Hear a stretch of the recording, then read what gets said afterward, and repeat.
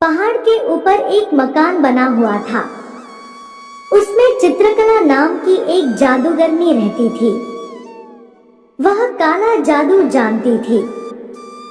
पहाड़ के नीचे तलहटी में एक गांव बसा हुआ था, जिस पर जादूगरनी ने अपने जादू से कब्जा किया हुआ था। गांव के लोग जादूगरनी से बहुत डरते थे।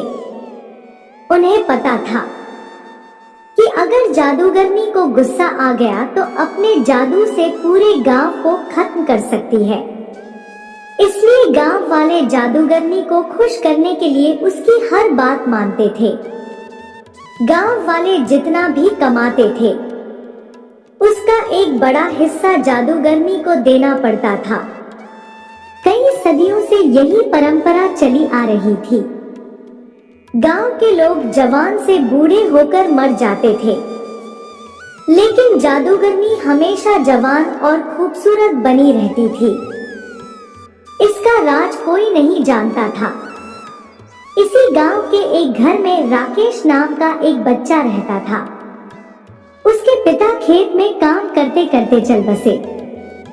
पिता के मरने के बाद राकेश ने खेती का काम संभाल लिया, लेकिन जितना भी अनाज वह मेहनत करके उगाता था, उसका एक बड़ा हिस्सा जादूगरनी को देना पड़ता था। एक दिन राकेश ने अपनी माँ से कहा, माँ, ऐसे तो हम कभी चैन से रह नहीं पाएंगे। इस जादूगरनी के कारण मेरे पिता की मृत्यु हो गई और अब मैं भी इसकी गुलामी कर रहा हूँ। राकेश की माँ ने कहा, बेटा, तुझसे पहले भी कई लोगों ने जादूगरनी का विरोध किया, लेकिन उसने अपने जादू से सबको मार डाला।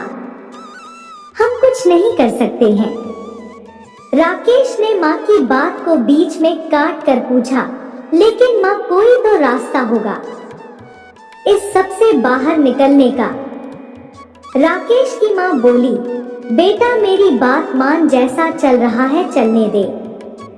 राकेश उस समय तो चुप हो जाता है, लेकिन उसके मन में जादूगरनी से गांव वालों को छुटकारा दिलाने की बात घर कर गई।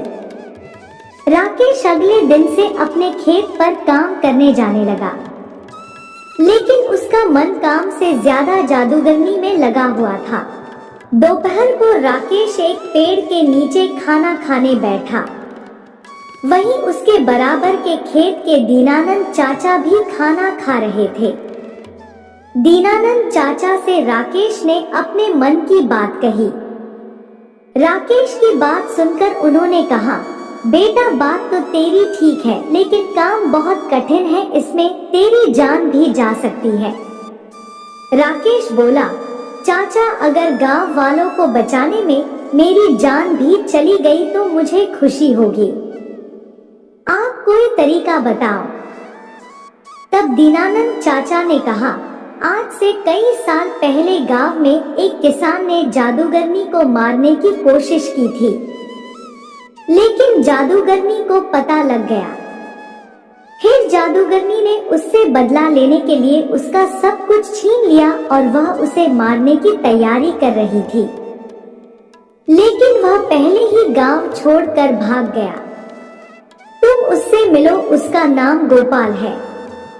वह पास ही के एक गांव में रहता है, लेकिन वह किसी से मिलता नहीं है।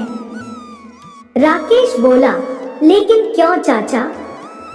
दीनानंद जी ने कहा, बेटा, उसे डर है कि कहीं जादूगरनी ने उसे मारने के लिए न भेजा हो। राकेश ने सारी बात समझ ली। अगले दिन वह दूसरे गांव चल दिया। वहां वह गोपाल के घर पहुंचा। बहुत विश्वास दिलाने के बाद गोपाल ने राकेश से बात की। गोपाल ने कहा, मैंने एक बार रात को जादूगरनी के महल में जाकर उसका गला दबाया, जिससे वह सोते सोते मर जाए, लेकिन वह मरी नहीं, क्योंकि उसने अपने प्राण एक तोते में रख रखे हैं। राकेश को बहुत आश्चर्य हुआ। उसने पूछा, लेकिन ऐसा क्यों चाचा? गोपाल ने आगे बताना शुरू किया। बात यह है कि जादूगरनी हमेशा जवान और खूबसूरत बने रहना चाहती है। लेकिन उसका जादू अपने ऊपर नहीं चलता, इसलिए उसने उस तोते को पाल रखा है। उसे जादू से जवान बना रखा है। उसके अंदर जादूगरनी के प्राण हैं, इसलिए वह भी जवान बनी रहती है। अगर कोई उस तोते को मार दे तो सब ठीक हो जाएगा। राकेश गोपाल से विदा लेकर अपने गांव वापस आ जाता है। रात होते ही वह चुपचाप जादूगरनी के महल में पहुंच जाता है। वहां देखता है कि जादूगरनी सो रही है और उसके पास ही मेज पर एक पिंजरा था जिसमें वह तोता था। राकेश तोते को हरी मिर्च खाने को देता है। तोता बहुत खुश हो जाता है।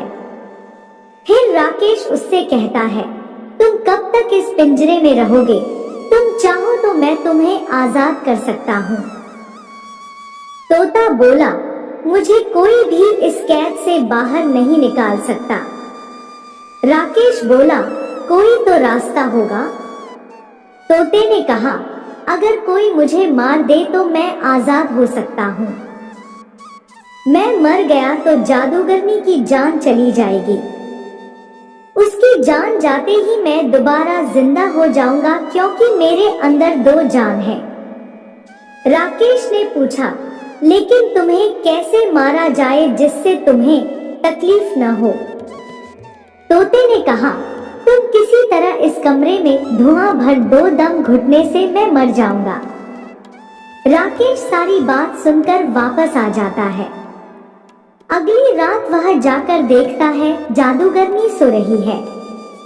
वह अपने साथ कुछ लकड़ियां लाता है। उन्हें जलाकर खिड़की से अंदर फेंक देता है। फिर खिड़की बंद कर देता है। धुएं से जादूगरनी उठ जाती है। वह पिंजरे को लेकर बाहर की ओर भागती है, लेकिन राकेश बाहर से दरवाजा बंद कर देता है। कुछ ही देर में तोता मर जाता है।